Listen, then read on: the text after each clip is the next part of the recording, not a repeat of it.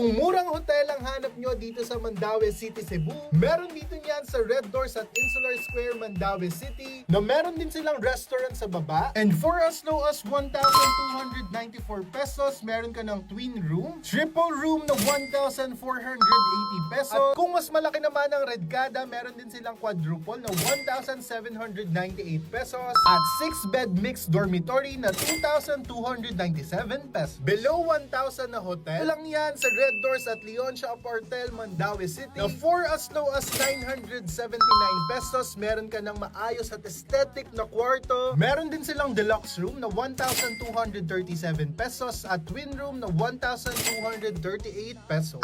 Vibe and mood pa lang ng kwarto, talagang quality and worth it yung babayaran mo. Last but not the least, dito sa Red Doors Plus near UV Mandaue, Cebu, below 1,000 pesos ulit dahil 902 pesos lang makakapag-book ka na ng twin room. Meron din silang deluxe room na for as low as 1,029 pesos. Meron ka ng maayos, perfect and chill na room for your next Cebu stay. Kaya save this video, Redcada, kung pupunta ka ng Cebu, dito ka na sa Red Doors.